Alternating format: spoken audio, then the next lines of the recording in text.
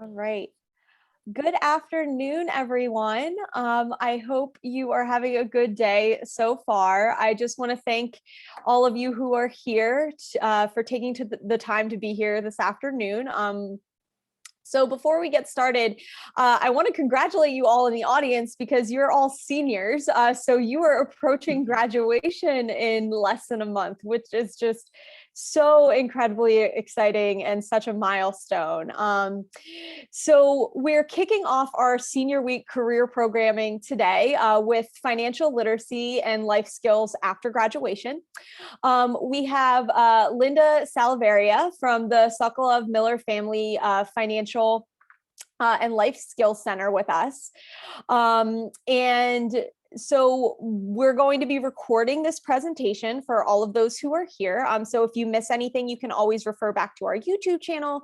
And I also encourage you all to take a look at the other events that we have going on this week. But for now, I am going to hand it over to Linda so you guys can all get the great information that she's going to be sharing with you all today. So Linda, take it away. Sure. Thanks, Lauren. And thank you everyone for having me here today. Hopefully I can pass on some good and helpful information, especially as you prepare for this next transition in your life. So congratulations on that. I'm going to share my screen and just a sec. Let me make sure I have the correct presentation available.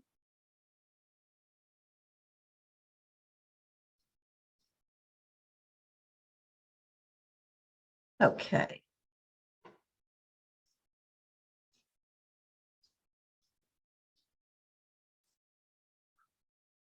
Here we go. Okay.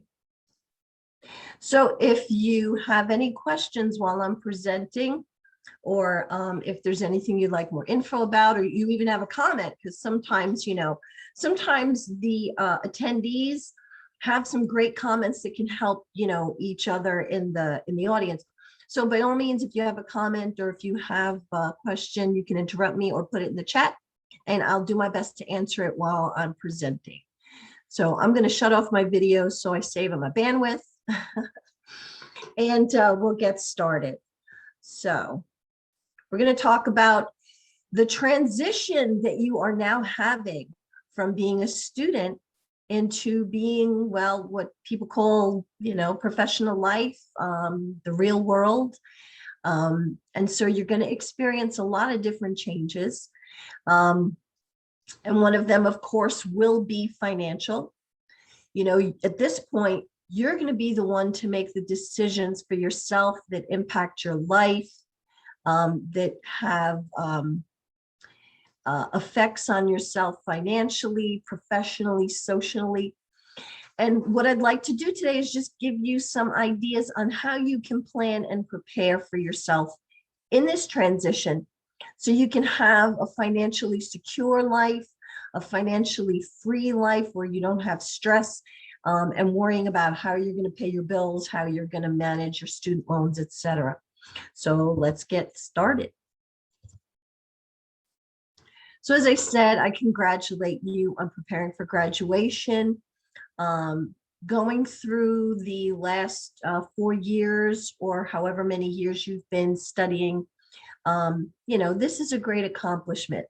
So let this accomplishment build your confidence, feel good about the accomplishment and feel good about the confidence that you'll have because you've actually reached this milestone and you're moving forward with your life.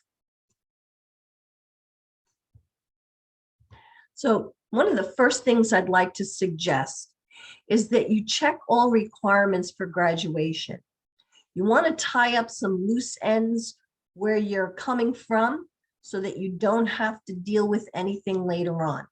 Now, specifically about checking all the requirements for graduation, I would suggest you speak with your academic advisor or your major advisor and be sure that you have all the requirements for your major and for graduation. I have experience as an academic advisor, and I have more than one sad story about students that their parents and their family are all ready to come in for the graduation ceremony and they're not on the program. And then they call the office and ask why they're not on the program, only to find out that they are missing prerequisites from their major. And of course, if you're missing prerequisites, you can't graduate. So this is the reason why. Please be sure to check with your advisors. Make sure you have everything ready for graduation. Do a grad check. Make sure that you have everything ready for graduation, because you don't want to be a sad story like that. Now, update all your forwarding information. This you can do with, different offices at the university. One of the main ones would be registrar. So for example, if you have a job and you'll be moving to a different town, a different state, you want to make sure that you give registrar the forwarding information so that they can send you any information and also send you your degree. If they're going to mail out that degree, you want to make sure that you get that in the mail at the right place, and somebody else at your last address isn't getting it.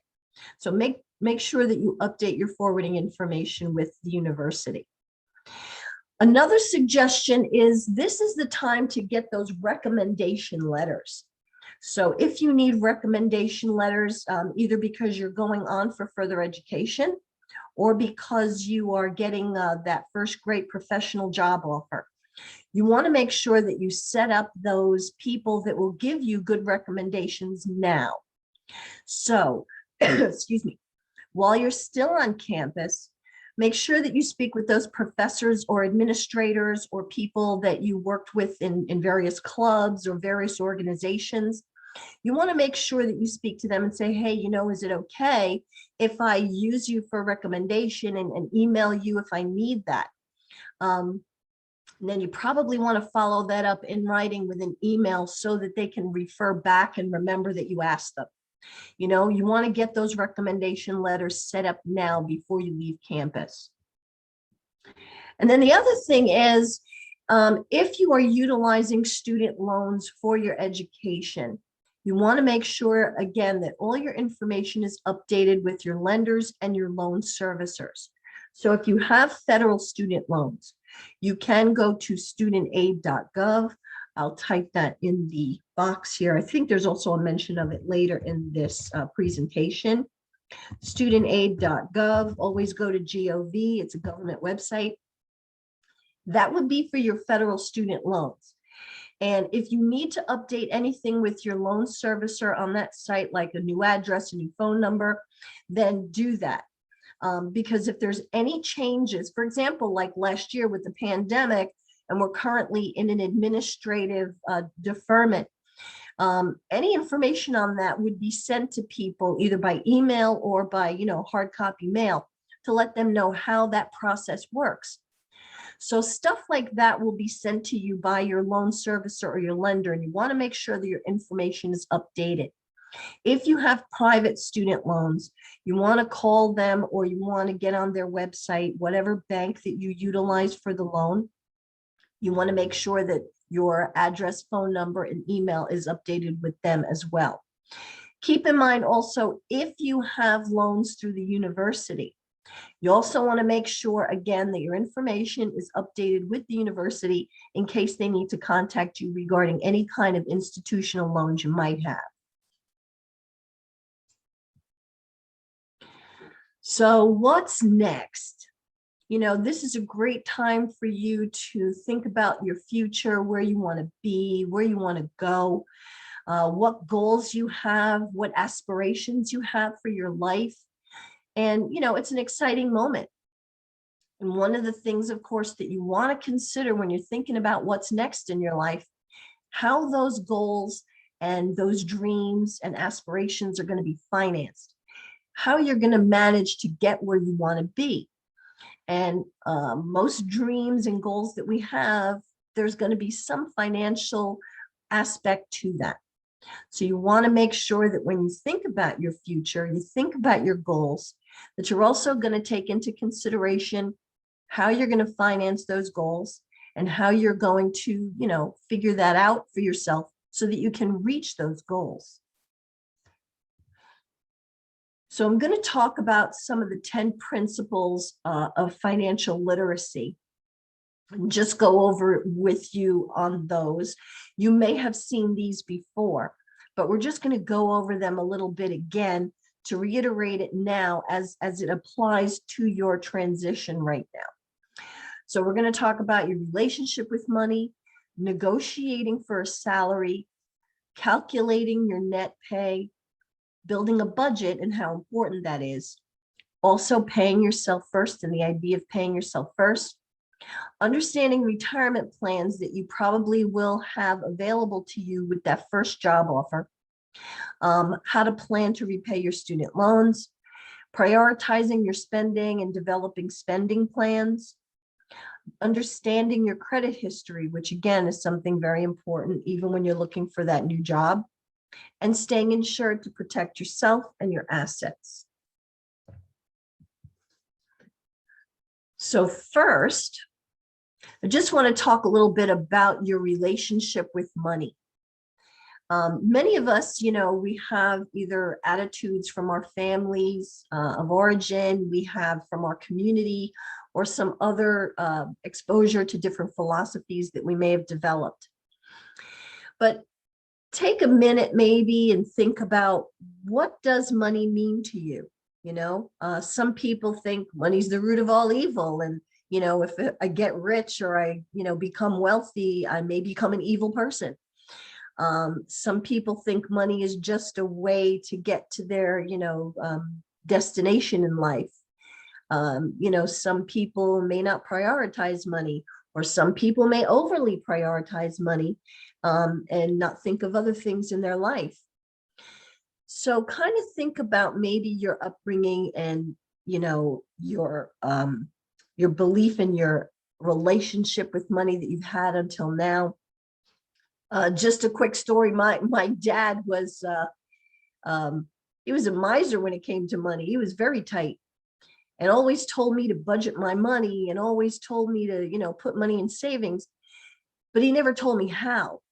So based on that, my relationship with money, I had to figure out a lot of things on my own.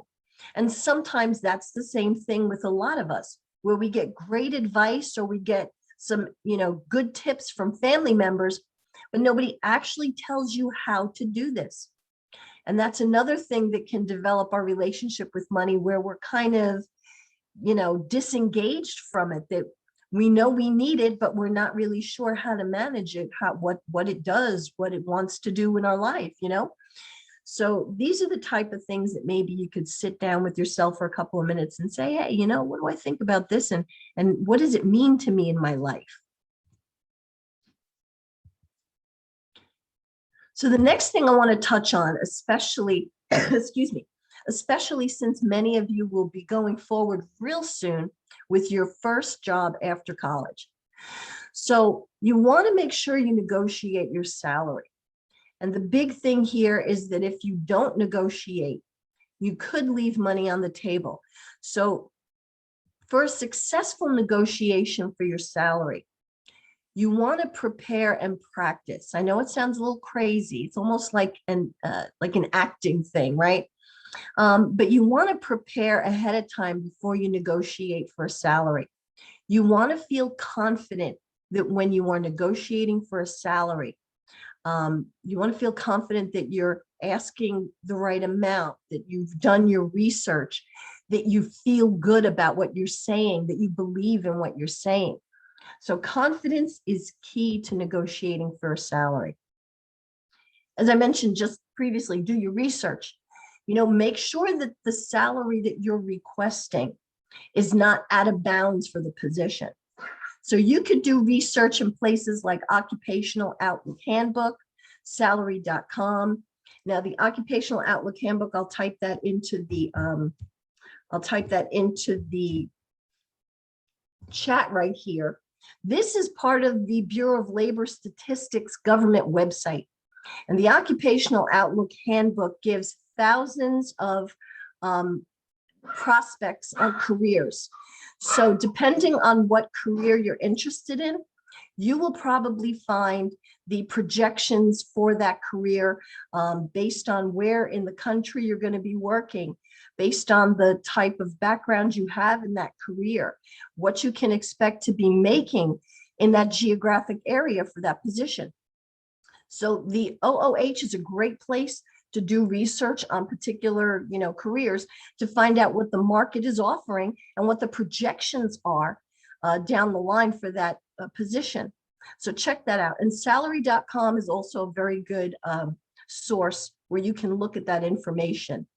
But feel confident that you do your research and you know what you're asking for and you're not totally out of bounds. You don't want to ask $100,000 for your first job when the position in the market you're going to be working in only pays $60,000. So you want to be realistic about that.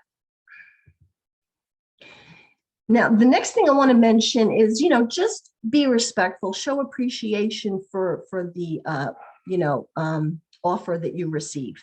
You don't want to be arrogant. You don't want to go in and say, I deserve this. Maybe you do, but you don't want to have that type of attitude. You want to make sure you're respectful and you appreciate the job offer that you're receiving, and that, you discuss tactfully where you would like your salary to be and see if your employer can come up with that figure. And the last tip actually should really be the first on this list, but make sure you receive an offer first. All right. So don't start negotiating your salary on that first interview. As you probably know, most of the time when you interview for positions, you're going to go to 2, maybe 3, or even more interviews for a specific job. So you want to make sure that you secure an offer for that position, so you know where your starting point is with this position. And then once you get the job offer, then you can, make sure, compare it with your research and say, okay, this is what their offer is. This is what the market generally pays. Let me see if I can negotiate that salary and maybe increase it a little bit.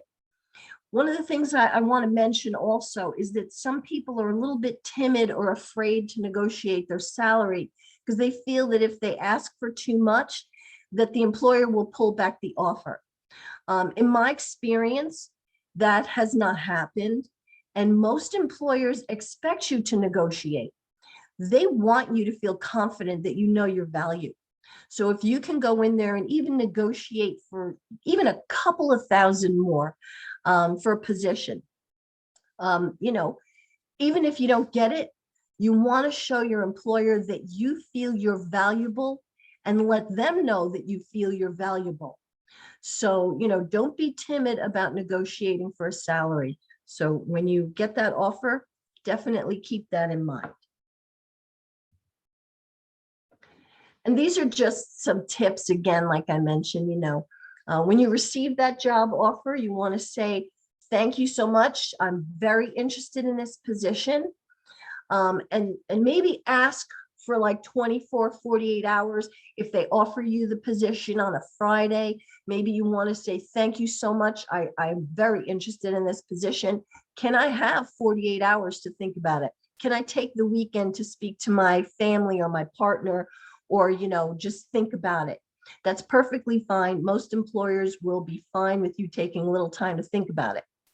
And then once you've, thought about it, done a little more research, then you can go back and say, I am very interested in this position. I wonder if you would consider, based on my skills and based on the market, in that area, would you consider, this amount? And again, just be respectful and be grateful for the job offer, but let people know that you feel that your value and that your experience can bring something to the table and add to that company's value. So don't be timid about doing that type of thing. So when you get a job offer, there are things you can look for besides the salary. Things like health insurance, medical insurance, dental.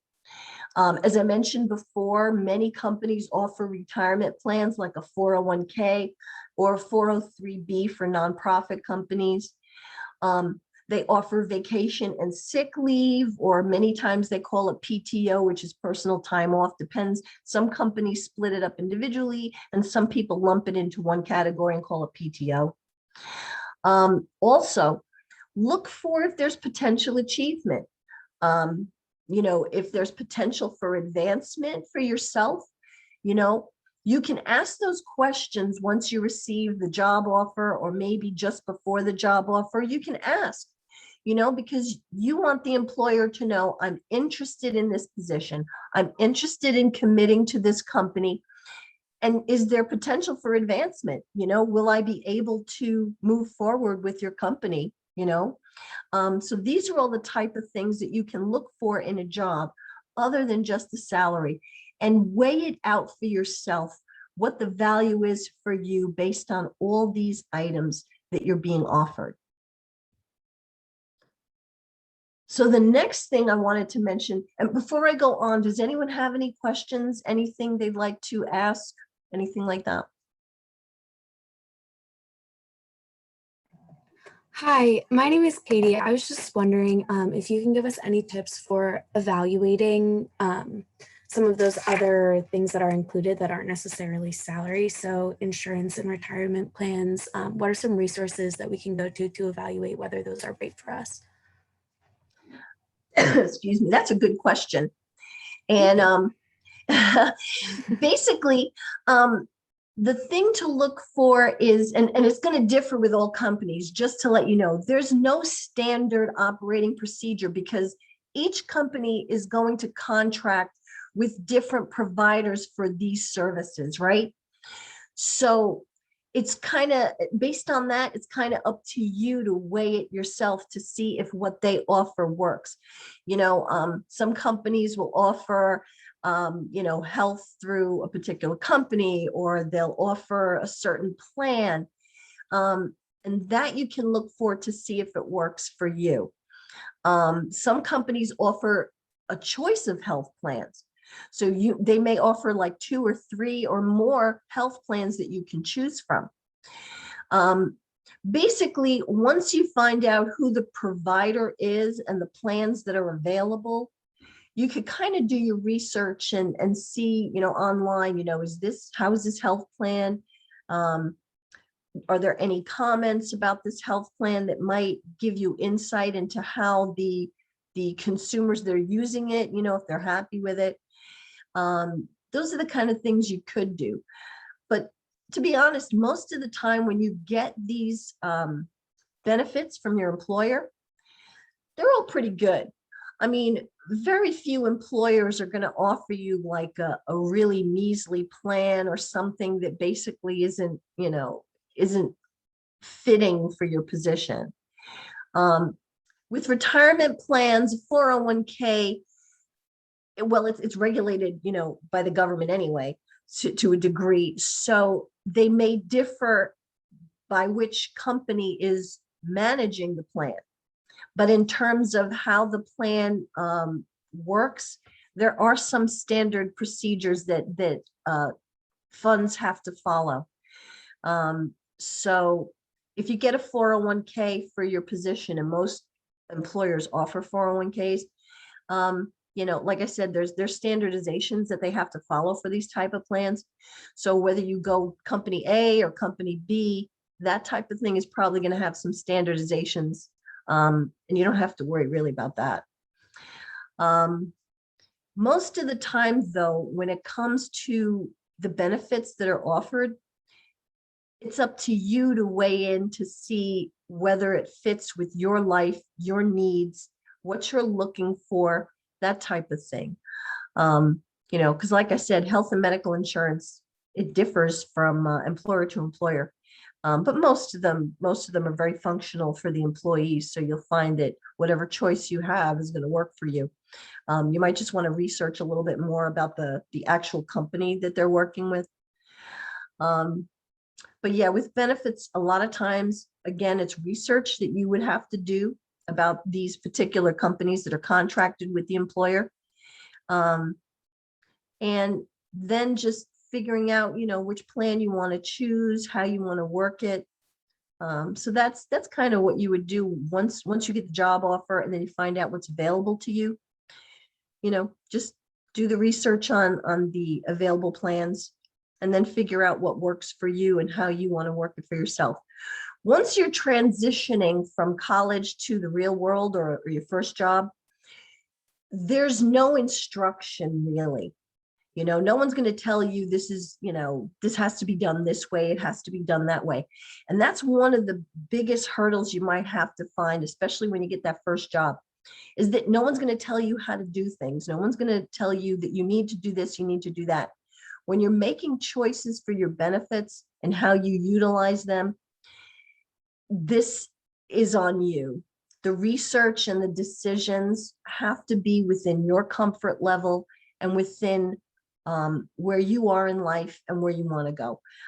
It's a long-winded answer, but but basically when you're choosing these benefits, it's really up to you to figure out, what you want to do and if they fit in with your life and what your plans are for life.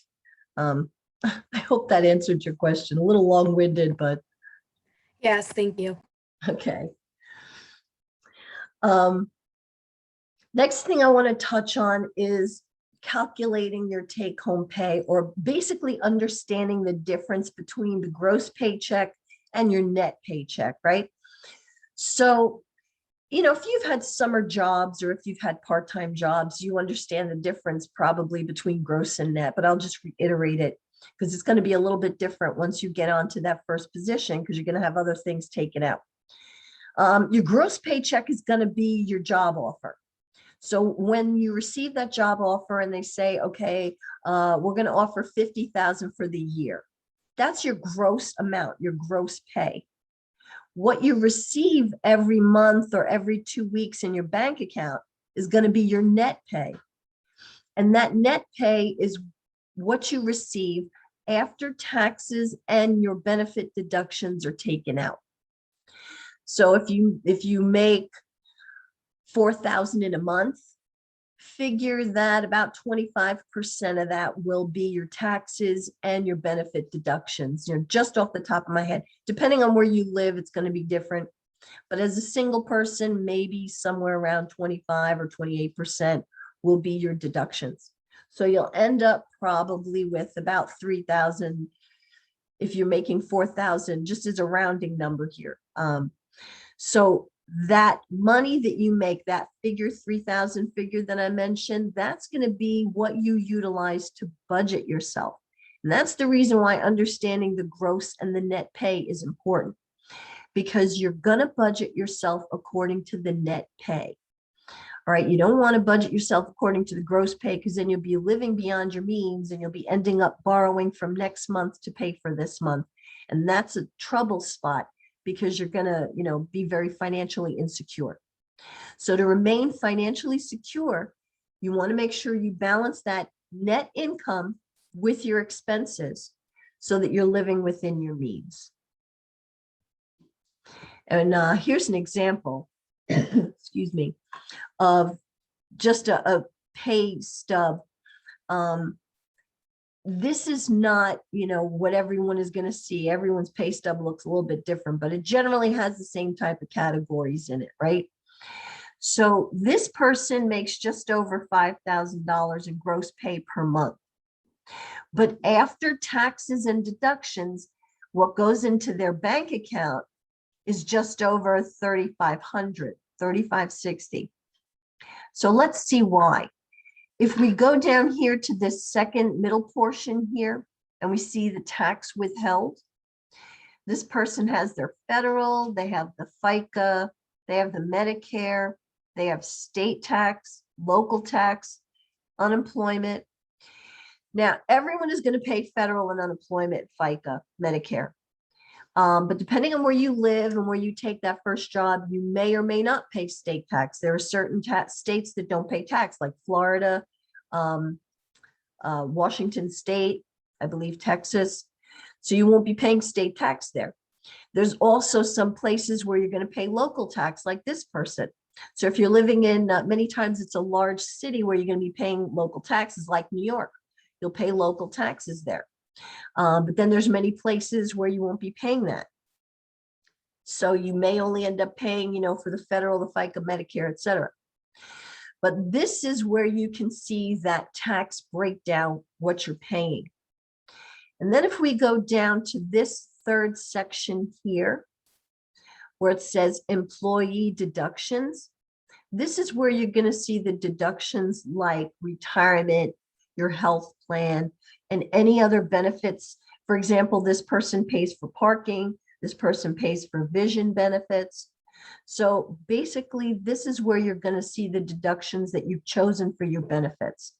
And then when you add all of these up, that's what's taken out from this gross pay and leaves you with that net pay. So again, if you've had like a summer job or a part-time job while you're in school, you're probably familiar with the tax withheld section. But when it comes to that first job after graduation, you're also going to have the deduction section, which is going to further reduce your gross pay, every week, every month, depending on how you're paid.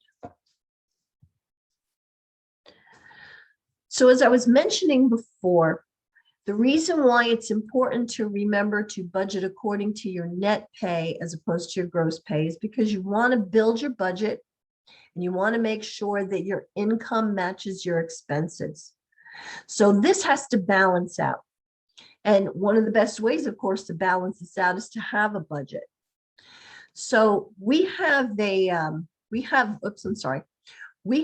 our website in the resource section, a pre-calculated Excel spreadsheet. You can download it. And this is a great way if you don't have a budget now or you've never used one. It's a great way to kind of play with this worksheet and see, the different budgeting categories, how things will add up depending on whatever job you may receive and what offer you may receive. So it's a really great way to get started. If you don't care for Excel or you prefer to utilize another type of budget app, there's a ton of them on the App Store. Go there and check out the different budgets. You can download them to your phone or your laptop and see which works for you. Again, this is a difference between the transition from college to, professional life, is that now the choices aren't going to be given to you. You make the choices. So, you can go and do some research, find out what budget style works best for you, whether it's by category, whether it's by day or week or month, whatever works best for you, your personality, your needs. But the point is, find that budget that works for you, that app or that tool to help you budget, and use it regularly. So you're familiar with how to manage your money and your income. And that is the basic premise to feeling financially secure and having that sense of security with your money. So this is just to give you a general idea of the average suggested amount for these categories. So when you're budgeting, this is just generally the average that people utilize, or it's suggested that they utilize when they're, making a budget. So as you can see, the first one is savings, and we'll talk about that in a little while. It's suggested that you take 10% of your monthly income and put it in savings. That would be the very first thing you do. And then from there, you can put in, your housing, which is going to be one of your largest expenses, if not the largest expense. And then, of course, you have food, which will be your next largest expense. You'll have utilities. Then there's transportation, entertainment, and all of these may fluctuate depending on where you live, in the country. So if you get that first job in New York, you might be paying more for housing and you might be paying more for entertainment, but maybe, you'll get a Metro card and spend less on transportation. Or if you're moving, to Idaho, you might be spending less on housing, but you'll be spending more on transportation because you'll need a car. So these numbers can fluctuate, but it's generally, when you have a budget, it's generally what range you should stick with, if at all possible. And even if it's not possible to stick with these, just remember that you can fluctuate on certain items in your budget, make some changes and adjustments, even if it's for a temporary period, so that you can make sure that you're balancing everything. And that's the important thing. Make sure that you're balancing everything within your budget. So as I was saying, we were going to talk about this, the idea of paying yourself first. That doesn't mean that you neglect your bills, you don't pay your bills. What it means is that, I'll go back to the previous slide, that very first category right there is saving. So the idea of paying yourself first means that when you have your budget, make sure that the first thing you do before you pay all those bills is to put away some money for yourself, your expenses, emergency money, and of course, goals that you might have, like if you want to buy a car, in a couple of months, or you're hoping to have a down payment for a house in 5 years. You want to make sure that you cover yourself financially and give yourself that solid foundation. So paying yourself first and putting that 10%, if you can, every month, putting that amount away is the best way to give yourself that foundation. Now, again, depending on when you first start out, if you can't put the 10%, maybe that's too much for the first couple of months when you're working, that's okay. Just set an amount for yourself that works, that's within your budget, and make sure you put that money every month into a savings account. And then you can build your way up to 10% or more. But before you do anything else, make sure that you put some money in a savings account for yourself, because you want that foundation, that solid foundation. So this table is regarding putting away money for your retirement. And these are based on retirement accounts. The annual return is just 8%. This is what the estimate is on these tables. And I just want to give you an idea of why it's so important when you're young to start saving and to start investing in that first retirement plan. So like I said, most companies will offer you a 401k. So when you get the paperwork, etc., to get that started, be sure to get it started as early as you can. And these tables are going to show you the reason why. So we'll look at the green column here. And this person started saving and investing in their retirement account at 25.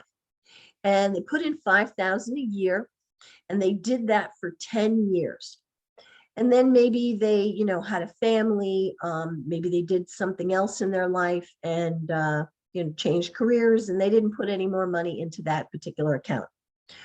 Well, because this money they invested so early had 25 years to sit and increase its value, by the time they hit 60, their final retirement value is going to be over $600,000. Now, if we look at the yellow column here, this person started at 35. Maybe for the first 10 years, they were in grad school or they were traveling, and they didn't start investing in their retirement account until 35. Now, they put in $5,000 for 25 years until they were 60, consistently putting in that amount. At their final retirement value, we see that it's just over $400,000. So you can see that the reason why this green column has more money at the end, they have more retirement value in their account, is because they started 10 years early. And those funds that they put in had 25 years to increase in value.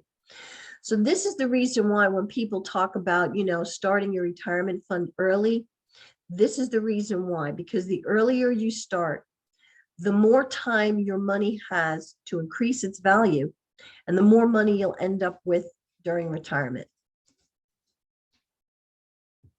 So just to give you a quick overview of retirement plans, A 401k is a tax-advantaged employer-sponsored retirement account. So what that means by tax-advantaged is that the money that you put into your 401k every pay period is pre-tax, meaning the money is not taxed. It's taken out of your gross pay and it's invested in your retirement account. Excuse me. So this is the reason why it's called tax advantaged. And many companies will offer a match on that retirement account. So some employers will offer a 25% match. Some will offer a 50% match. Some will offer $1 for each dollar you invest in your retirement plan. And that's really a great thing because that's basically free money that allows you to increase your retirement value a lot faster. So if you have a retirement plan, and like I said, most of you will, ask your employer, is there a match? And they will tell you, how much match is available through that employer. But that's another reason why it's important for you to get started early. Because if you have an employer match and they match a certain percentage of every dollar that you put in, or even dollar for dollar, as you can see from this table here, you can literally double your investment. So this person in the green column invested $100, and because they have an employer match, which is $1 for dollar, they're going to have $200 that month invested in their retirement account. So again, this is another reason why it's important to get started investing in your retirement early, and throughout your employment, maintain your investments. Okay, so now we're going to talk about the elephant in the room, student loans. If you have student loans, this is just a little cartoon. Instead of repaying my student loan and returning my diploma, it didn't work. And just so you know, it doesn't work that way, of course. But your student loans and repaying them and understanding repayment for a lot of people can be a really daunting prospect. So let's talk a little bit about student loans. As I mentioned before, for federal student loans, if you have federal student loans, and that's any loan that you receive from the FAFSA, right? You can go to studentaid.gov, and there's a few different things you could do at that website. One of them is to use the loan simulator tool to estimate the amount that you'll be repaying based on different repayment options. Now, the federal government offers many different repayment options, but just to let you know, when you are finished with your 6-month grace period and you start repayment, everyone goes into the standard repayment plan. So if that standard repayment plan, which is an equal amount every month for 10 years, if that works for you, then great. Then by all means, that's probably the fastest way to pay your loans off. But depending on how much you make for your employment and depending on your circumstances, you may want to change your repayment plan. That's something that you would need to do with your loan servicer. So if you try out that loan simulator and you find out that the standard repayment plan doesn't work for you right now, you can call your loan servicer and you can let them know that you want to change your plan. And that's usually all it takes, is just to call them or maybe fill out a form and let them know what plan you want to go into. It's that easy. And now I want to touch on that 6-month grace period with federal loans.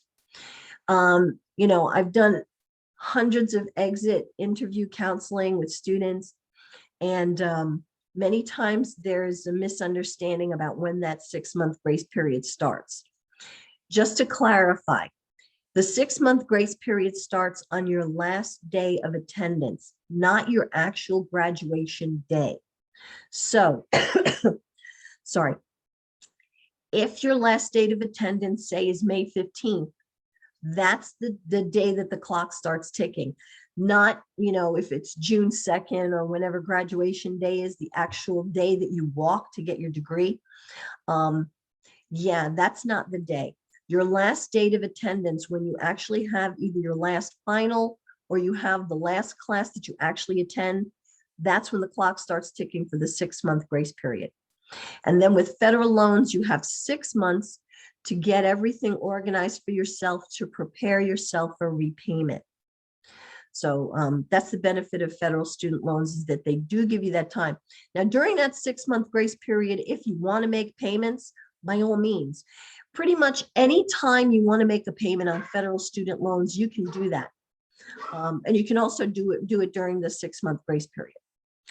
Now, for private student loans, if you have private student loans through a bank or through another financial institution, you would have to go into their website or call someone with them to find out what their repayment plans are available, when you need to start repaying, and find out what amount they think you'll eventually be paying upon graduation, so you can build that into your budget. Private loans are a little different because there are so many different organizations that offer them. There's no standardization for private student loans. Federal student loans are more standardized, so there's a little bit less, running around. But with private student loans, you'll have to go back to the bank or the organization where you took out that loan. Excuse me, guys, I have allergies pretty bad this month. I also want to mention, prioritizing your spending. But before I do that, because I know student loans are a big touch point, do you guys have any questions or any comments regarding student loans or managing them upon graduation?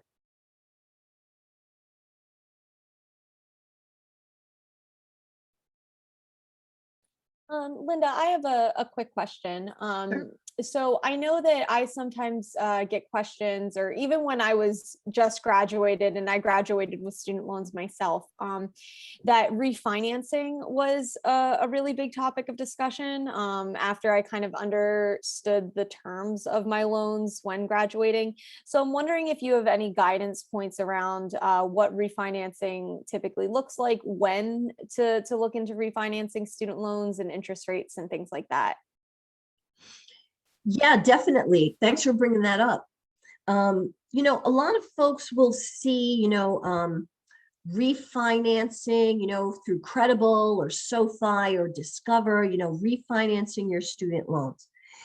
And just so you know, the manner that they utilize to refinance the loans is like it's a private loan. So even if you have federal student loans and you feel, like maybe your credit is pretty good and, you want to refinance through a private company, a private financial institution, you can go ahead and do that. However, when you refinance through any of those organizations, it's basically a private loan. So now they will run a credit check. So that means that your interest rate will be based upon your credit rating or your credit score.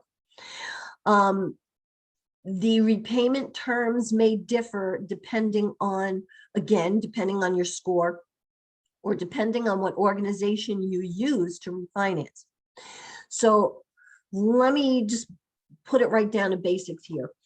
If you feel that your job is secure and nothing's going to change in your life for the next 5 or 10 years, then you can consider refinancing with some of these companies, because then anything that they put as your monthly payment isn't going to be a stressor for you financially. However, if you have loans, especially federal student loans, and something changes in your life, like you take time off to raise a family, or you take time off to start a new career, or your income changes based upon, a new job or a new, a business you started up, that kind of thing. That can cause a little bit of a problem financially, because if you refinanced and your refinance amount is $500 a month, but you're starting your own business and you can't really do $500 a month now, then the only thing you could do is hopefully refinance again and get a lower interest rate. With federal student loans, because of the numerous repayment plans they have, if something like that changes in your life, you can change your repayment plan. You can go to an income-based repayment plan. You can take a few months forbearance. You can have a deferment for unemployment. So those benefits are with your federal student loans. With things like Discover or Credible, SoFi, with those private organizations, you may not have that option. The only option you might have is to refinance again and hopefully get a lower interest rate that lowers your payment. So keep in mind that if you choose to refinance, with one of those private companies, it basically turns your federal student loans into private loans.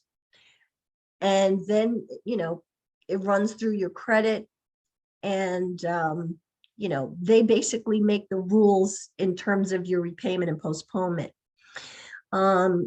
So you may be getting a great deal if you have a very secure position and you know that your life isn't going to really be changing too much in the future. But if you think you might be starting a business in 5 years and you have federal student loans, chances are you probably want to stick with the federal student loans and change your repayment plan, because there's more options available with the federal government than there are with private loans. It's tricky, because again, when you refinance, you might be getting a great deal and lowering that monthly payment, but you also may not have the opportunity to postpone or change your repayment plan. And then what do you do? So always measure out, as best you can, what the benefits and the not so benefits are for refinancing. So just keep that in mind. It could be a great thing and it could be a not so great thing. So again, it's one of those things that you have to go through as an adult, where the decision is on you and you have to do your research and you have to really figure out whether or not this is going to function for you now and in the near future. I know that, again, that was probably a wordy description. No, that was really helpful. Thank you so much. Sure, no problem. Sorry, guys. I want to go over the idea of prioritizing your spending and touch on that a little bit, especially since, you'll probably understand the difference between needs and wants. But maybe understanding what you can do to achieve the wants without affecting your needs and your budget and putting you into like a financial position that's insecure. So when you have your budget and you know what your income is, again, the first things that you want to make sure that you put in that budget and cover with your expenses, other than, of course, your savings, you want to make sure you cover your needs. Things like your housing, your food, and if you have any recurring medical expenses, you want to make sure that those are covered first when you're spending your paycheck. And then you want to make sure, you have the things you want. But in order to get the things that you want, you don't have to have like an impulse buy or just, grab something and then worry that you can't afford your living expenses next month. So in order to do that, you can create what's called a spending plan. So let's say in your budget, you've calculated your savings and you've calculated your housing and your food and your medical expenses. And then after everything in your budget is left, maybe you have $500. Well, then if you want to buy a computer in the next month or two, or let's say in 6 months, you want to have a down payment for a car, you can figure out, okay, I need $3,000 for that car down payment. And I want to put $200 from this remaining $500 in my budget. I want to put that towards the car. So you can either create another savings account specifically for that car, or you can earmark $200 in your current savings account and keep track of the 200. And when you reach the 3,000, let's say, that you need for that down payment, then you have it and it didn't cause any stress on your current budget. See, the reason for spending plans is so that you maintain your budget, and you maintain your secure financial position. You don't want to turn around and take the $3,000 right out of your savings, and then you have zero balance, but you have a car that now you have to pay for, that now you need to budget in insurance, that hopefully doesn't need any kind of repairs, and then you have nothing in your savings. So you want to make sure that you develop that spending plan that keeps your budget and your finances in that secure position, and you build up another amount for what you're saving for so that you can get what you want without putting yourself in any kind of financial stress. So that's how you can prioritize your spending. Now, here's another important one that I want to go over. Excuse me. It's know and manage your credit history and your credit score. Now, there's a commercial on, which I think is really funny. And there's a guy that's out on the street with a microphone, and he's asking people about their credit score. And it's kind of funny. I always laugh when I see that commercial. There's one person that he asked, he's like, can your credit score affect your job? And the answer is yes. So there are certain jobs that will look at your score to see if you're a viable candidate for that position. So your credit score and your credit history is going to be meaningful for a lot of things when you get started off in your first career. So that's the reason why you want to make sure that your credit score and your credit history are correct. And you want to make sure that your score is doing as best as it can for your purposes. Your score can affect a job prospect. Your score can affect getting an apartment if you're going to rent.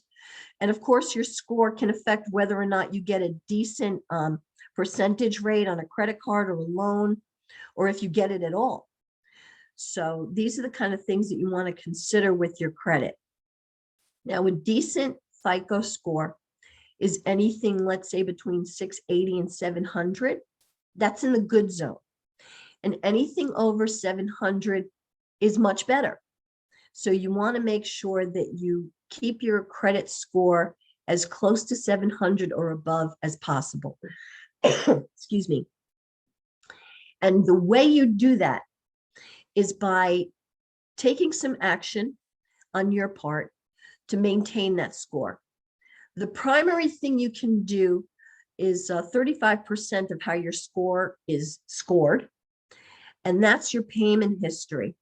You want to make sure that when you have a credit card or any other type of credit, that you pay it on time, and you pay, if you can't pay the full amount at the end of the month on that card, then you pay at least the minimum or more. Okay, so when you pay on time and you pay off your debt, that reflects positively on your score. When you start missing payments or you're late with your payments, those are the kind of things that are going to reflect negatively on your score. All right. So the next thing you want to make sure you take care of is how much you're actually utilizing in your available credit. So if you have a card and let's say it's $4,000, you want to make sure that you're utilizing 30% or less of that total amount. So for $4,000, let's say it's about $1,800, maybe $1,500. Sorry, less than $1,500. So you want to make sure you're utilizing less than 30% of your total available credit. All right. When you start racking up the bills on your card, or you're constantly maintaining a high credit amount on your cards, that's the kind of thing that reflects negatively.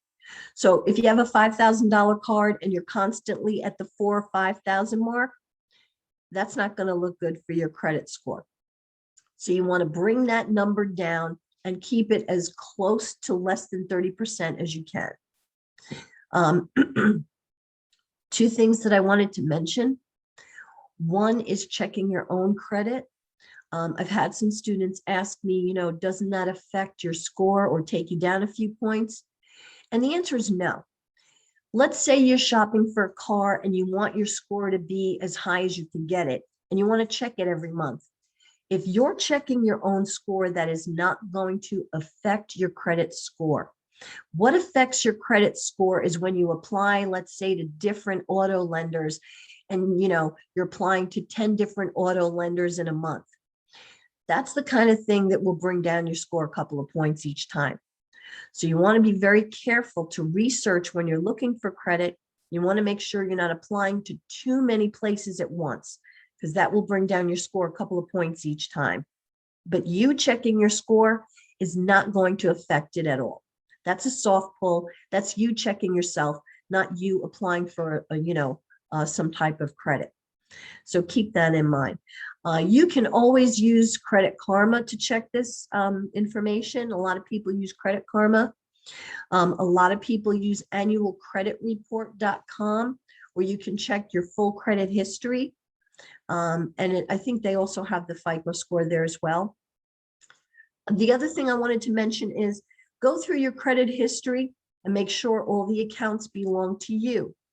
If there are any mistakes on your credit history, you can request that the credit agency review the item on your credit history. And if it is truly incorrect, they can remove it.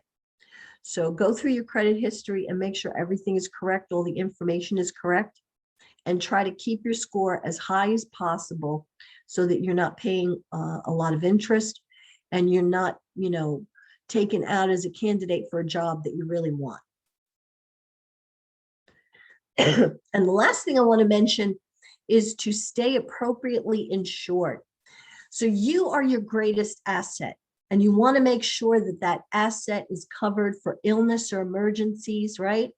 So if anything goes wrong, you don't have to worry that if you get sick, that you can't take care of yourself, or if by any chance you have to go to the hospital or emergency room, that you can't cover that expense. So you want to make sure that you stay appropriately insured. And that includes, of course, your health insurance, any kind of disability insurance. If by any chance you get hurt on the job, you have to take time off, you want to make sure that you have some type of disability insurance. When you have a home, you want to be able to have homeowners insurance. As well as if you rent, you want to make sure that you cover your assets in that apartment. If something happens, like a flood, like a fire, you want to make sure that you are covered so that your assets can be replaced or repaired. And then there's different kinds of insurance as you go further on, like there's life insurance, there's business insurance if you have a business. But the point of insurance is to make sure that you and your assets are taken care of in case of unexpected emergencies or problems. So definitely protect yourself and your assets with insurance. So just to go quick over some of the elements that we talked about, you want to utilize a budget and find one that works for you and your personality so that you can control your expenses either month to month, week to week, whatever's comfortable for you. You want to have a savings account and an emergency account. You can either have separate accounts or then have it in one account, whatever works for you. But you want to be able to have that foundation to cover any kind of financial shock or emergency that comes up. If the car breaks down and you have to pay $500 for something, you want to make sure that you either have, savings or an emergency fund that can help you with that instead of, borrowing from next month's paycheck. The purpose in a budget and a savings and emergency account is so you can have the financial freedom to make the choices in your life, to live the life that you want and to reach your goals. So you want to make sure that your present is taken care of and your future financial needs are also taken care of. So that's our website if you haven't been there. And as I mentioned before, on our website, we have the resources section, which has the worksheet, the Excel worksheet you can download. And if you need to contact us for any reason, you can always email us. We're currently not in the office, so the phone won't work. But you can definitely contact us by email if you have any questions. You can make a one-on-one appointment with one of our associates, so either me or another associate. If you have some questions or you have a personal issue financially that maybe you didn't want to talk about here, but you can talk to an associate and we can help you with information and resources to make a decision for whatever situation you're in. So I'm going to stop my share. And if you have any questions, I'll be happy to answer them. Thank you so much, Linda, for all of your great information today. I know every time I listen to one of your talks, I'm always taking down notes for myself. So I hope everybody was able to get some really great information from Linda today. If you have any questions, like she said, I highly, highly recommend talking with her or anybody else within the Sokolov Miller Family Financial and Life Skills Center. They are an invaluable asset at Penn State. So for those who are here, tomorrow we're going to continue our senior week with our career program, career programming with those who are still searching. We have some strategies to help you land your first full-time position, and a full schedule of events can be found at the bit.ly link below. And then for those of you who are here who haven't filled out your senior survey quite yet, we encourage you to do that as well. You can scan the QR code listed right here. But I know we're over time, so thank you all. Thank you again, Linda, for your time today, and we will see you all soon. Thank you so much. Have a great week. Bye. Thank you.